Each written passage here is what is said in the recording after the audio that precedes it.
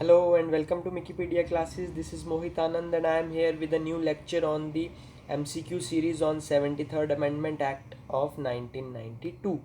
So 20 questions हम already discuss कर चुके हैं. This is part 3 of the this topic and we will discuss 10 questions more here. और उसके बाद एक lecture में फिर important points जो हैं regarding 73rd Amendment Act हम discuss कर लेंगे.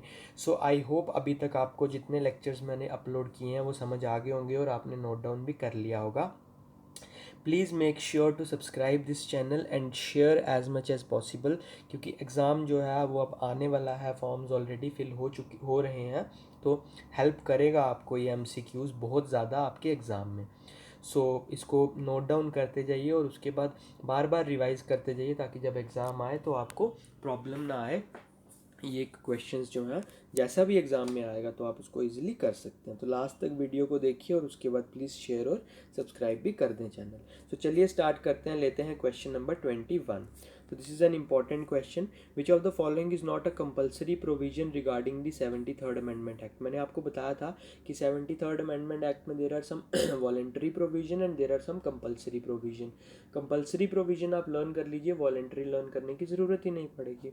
सो ये हैं आपके options. Organisation of gram sabha, 3 tier structure, reservation for women and granting financial powers to panchayat. So remember, gram sabha organize करना is a compulsory, 3 tier structure is a compulsory provision and reservation of women is a compulsory provision. So granting financial powers to panchayat is a voluntary provision. So remember, the right answer for this will be granting financial powers to panchayats because it is not a compulsory provision. Next question लेते हैं, question number 22. इसमें क्या बोला है? The application of this amendment to the union territories is subject to the directions made by. मतलब किसके पास ये power है कि इस अमेंडमेंट को यूनियन टेरेटरीज में अप्लाई करवाए. The options are parliament, governor of the union territory, president of India और the union territory government. So remember, the right answer is president. So president has the power to apply this amendment to the union territories. Let's take question number 23.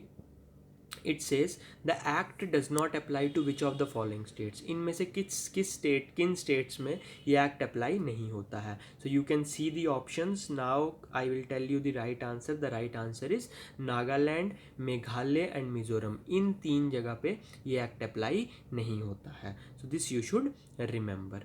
Next चलिए, next is the GVK Rao committee. The committee that was constituted by the planning commission was constituted in which year. So year आपको जो है वो बताना है इसमें. The options are 1988, 1985, 1987, 1986. तो remember, the right answer is 1985. GVK Rao committee was constituted by planning commission. Clear. Next question पे चलते हैं. Question number 25. Which of the following committee is also called as committee on policy and programmes. So इनमें से किस committee को जो है committee on policy and programmes भी कहा गया. अब देखिए ऑप्शंस में आपको कितने सारे फैक्ट्स मिल जाते हैं सीखने के लिए. अब पूछ सकते हैं आपसे LM सिंघवी कमेटी कब बनी थी. सो यू शुड रिमेंबर 1986 में, गाडगिल कमेटी 1988 में और थुंगॉन कमेटी भी 1988 में. But coming on to your question, committee on policy and programmes, इनमें से किस कमेटी को कहा जाता है. So remember, Gadgil committee is called as the committee on policy and programmes. Clear. चलते हैं क्वेश्चन नंबर 26 पे. ये क्या बोलता है? विच of the following committees recommended the establishment of a state finance commission. इनमें से किस कमेटी ने सबसे पहले ये कहा था कि एक स्टेट फाइनेंस कमीशन जो है वो एस्टैब्लिश करना चाहिए. आपको पता, फाइनेंशियल रिसोर्सेज को मोबिलाइज करने के लिए पंचायत के लिए there should be a state finance commission. So ये जो रिकमेंडेशन थी ये थी गाडगिल कमेटी की. So remember this thing also. Next question number 27. Which committees recommendations formed the basis of the draft of the amendment bill. जो amendment bill आया कौन सा, 73rd अमेंडमेंट बिल का जो हमने ड्राफ्ट बनाया वो इसमें से किस कमिटी की रिकमेंडेशन पे बना था या किस कमिटी के प्रोविजंस हमने उस पर डाले थे. So remember the options are Gadgil Committee, Thungon Committee, Singhvi Committee, or none of the above. So remember the Gadgil Committee of 1988. This forms the basis of the 73rd Constitutional Amendment Act of 1992. So ये चीज़ आपको ध्यान रखनी है. Next चलते हैं 28th question पे. Which committee called the then existing panchayati raj system as grass without roots. देखिए panchayati raj system का जो अल्टीमेट एम है it is to establish grass root democracy. So क्योंकि पंचायती राज सिस्टम में ब्यूरोक्रेटिक इंटरफेरेंस, ऑफिसर्स का इंटरफेरेंस इतना ज़्यादा हो गया था कि इनमें से एक कमेटी ने अपनी रिकमेंडेशन में ये कहा था that due to excessive bureaucratization the panchayati raj system has become a grass without roots. So इनमें से किस कमेटी ने ऐसा कहा था? Remember the right answer is GVK Rao committee. उसने ये कहा था that due to excessive bureaucratization the panchayati raj system has become grass without roots. Next question लेते हैं 29th. Which committee recommended a scheme of democratic decentralization for the first time.